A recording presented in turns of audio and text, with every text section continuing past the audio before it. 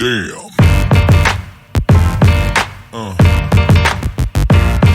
Yeah. Friends, my name is Moksaran. I am a girl. I study in SRB. I live in Rajkot. ચલો બધા મારી સાથે. હાય. અમારા મોક્ષાબેનને ખબર પડે કે હવે બ્લોગ સ્ટાર્ટ થવાનો છે એટલે ઇન્ટ્રોડક્શન આપવાનું તો પોતે જ ચાલુ કરી દે. એટલે જોઈ લીધું ને તમે એનું ઇન્ટ્રોડક્શન. હવે અમે બધા ગાડીમાં બેસી ગયા છીએ અને બાલી માસીની વાડીએ જઈએ છીએ. બાલી માસીની વાડીએ છે એ વાડીના શાકનો પ્રોગ્રામ છે એટલે અમે ધોરાજીથી બધા જામકનોણા જાય છીએ. ને મોક્ષાબેન રસ્તામાં જો કેવા કેવા ગાંડા કાઢે છે ને કેવી વાતો કરે છે ને તે આપણે સાંભળીએ. તું ક્યાં જાય છે મોક્ષા? કનોલા. ત્યાં શું છે? તારા સાસુ. મારા સાસુ છે. મારા સાસુ તમારે ગોતવાને. હે જાને તું અત્યારે ક્યાં ગઈ હતી? હે વાડી તમે નહોતા તો. મારી પાસે પણ ફોન. એમને અત્યારે તું વાડી આવીશ ને હે તો ત્યાં અમારે કેટલું બધું છે. માંડવી છે, પછી ધૂળનો ઢગલો છે, પાણી તો બહુ બધું છે. અમારી વાડીએ બહુ બધું પાણી. કોને કીધું? મારા આ બાપુજીને. બાપુજીને કીધું. પછી તારે ત્યાં અમારે ત્યાં એ છે ને એક મોટી બધી ભેંસ છે. તાર જોવી છે? પછી ગાય છે મોટી મોટી સિંગડા વાળી. મોટી મોટી સિંગડા વાળી છે. પછી તારા ગાયનું દૂધ પીવું છે? હા. હે મારા સાસુ દોવે ને ત્યારે તું એની બાજુમાં બેસી જાજે હો. પછી હું કરી. તાજુ ગાય તાજુ કેમ કરે? એવું ન કરે. ગાય કેમ બોલે? તો હવે ફાઇનલી જામકનોણા આવી ગયું છે અને અમે બધા હવે પહોંચી ગયા છીએ બાલી માસીની વાડીએ. અને બાલી માસીની વાડીએ જેવા જ અમે પહોંચ્યા એટલે મારા પૃથ્વીબેન દોડતા દોડતા આવીને મોક્ષાબેનને લઈ લીધી. અમે બાલી માસીની વાડી પહોંચી ગયા. જો આ બોફેલો આ ગાય. Black colour. આજે અહીંયા કેમ આવી છો તું? શું ખાવાની છો સાંજે? ખાવા આવી છું. હવે બધા મસ્ત મજાની વાતો કરી રહ્યા છે અને અમારા કેમીબેન છે એના જીજાજી સાથે બાંધી રહ્યા છે. બીજી બાજુ મહિલાઓ મસ્ત લસણ ફોલે છે અને બાકી બધા ખાટલા ઉપર વાડીએ બેસીને મજા માણે છે.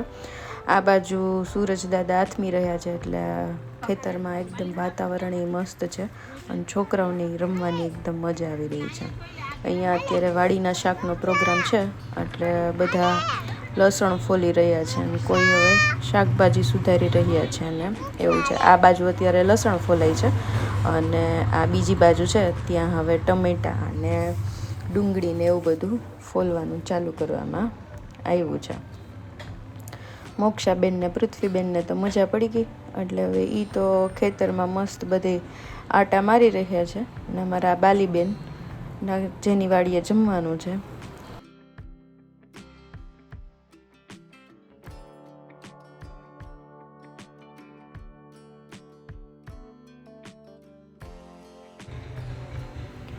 હવે ટમેટા ડુંગળી ને બધું સુધારવાનું ચાલુ થઈ ગયું છે અને મોક્ષાબેન છે અમારા એ ખેતરમાં દોડાદોડી કરવાનું ચાલુ કરી દીધું છે.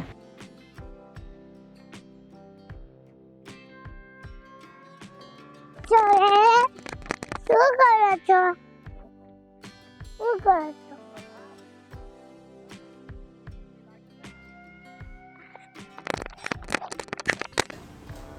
આ અમારા મોક્ષાબેનના બે મામા અને નીલભાઈ ખેતરમાં આટા વીટા મારે છે અને હવે આ વાડીનું શાક કેમ બનશે એ જોવા ઊભા રહી જશે.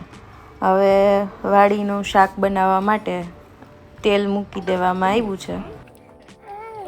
વાડીનું શાક છે. આ બાજુ હવે લસણ અને ડુંગળી અને ટામેટું સુધારાઈ ગયું છે અને બીજી બાજુ તેલ મુકાઈ ગયું છે. હવે આ તેલ ગરમ થઈ જાય એટલે એમાં સૌથી પહેલાં આપણે લસણ અને મરચાંની પેસ્ટ નાખીને એનો વઘાર કરવામાં આવશે. હવે જો આમાં લસણ અને મરચાંની પેસ્ટ નાખવામાં આવી છે. હવે એને સાતળવા દેવામાં આવશે. આ જ્યાં સુધી એકદમ સતળાઈ ન જાય ત્યાં સુધી તેને ચડવા દેવામાં આવશે. આ શાકને છે ને હલાવતા રહેવું ખૂબ જ જરૂરી છે, એટલે નીચે બેસી ન જાય. હવે આમાં સૌથી પહેલાં ડુંગળી નાખવામાં આવશે. ડુંગળી જ્યાં સુધી બરાબર ચડી ન જાય ત્યાં સુધી તેને પકાવવાનું રહેશે, કારણ કે ડુંગળીને ચડતા થોડીક વાર લાગે. હવે ડુંગળી પછી આમાં સીધું રીંગણા નાખવામાં આવ્યા છે, અને રીંગણા પણ એકદમ ઝીણું ઝીણું કટિંગ કરવામાં આવ્યું છે. હવે આ રીંગણા પછી એમાં ટમેટાનો જે આપણે પલ્પ કર્યો છે એ અંદર નાખવામાં આવ્યો છે. એટલે હવે આ શાકને બરાબર રીતે ચડવા દેવામાં આવશે. જ્યાં સુધી આમાંથી તેલ છૂટું ના પડે ત્યાં સુધી આ શાકને એકદમ ચડવા દેવામાં આવશે. તમે આ શાક જોશો એટલે તમને ખબર પડશે કે કેવી રીતે બનાવવું એમ. જુઓ, આ એકદમ તેલ હવે ધીમે ધીમે છૂટું પડી ગયું છે. એટલે હવે આ તેલ આમાં છૂટું પડી જાય એટલે થોડીક વાર પછી આમાં દહીં નાખવામાં આવશે. જો આ દહીં નાખવામાં આવે છે. દહીંથી એકદમ શાકનો સ્વાદ બદલાઈ જાય છે ને એકદમ મસ્ત થઈ જાય છે. આ છેલ્લે દહીં નાખવાનું હોય. હવે દહીં થોડુંક બરાબર રીતે એમાં મિક્સ થઈ જાય એટલે શાકને પછી ઉતારી લેવામાં આવશે. થઈ ગયું ને એકદમ મસ્ત લાલ ચટાકેદાર શાક. જોઈને જ આપણને ખાવાનું મન થઈ જાય. જો શાકનો કલર છે ને એકદમ આવો કેસરી કલર ઉપર થોડોક આવશે. આપણે દહીં નાખી દઈએ ને એ પછી, અને દહીંને થોડુંક આમ મેલ્ટ થઈ જાય પછી ઉપરથી આપણે એમાં ધાણા ભાજી નાખીને ઉપર થોડીક વાર ચડવા દેવાનું, એટલે સરસ છે. હવે આ વાડીના શાકને તમે બાજરાના રોટલા સાથે ખાઈ શકો છો. તો તૈયાર છે આપણી આ ડીશ.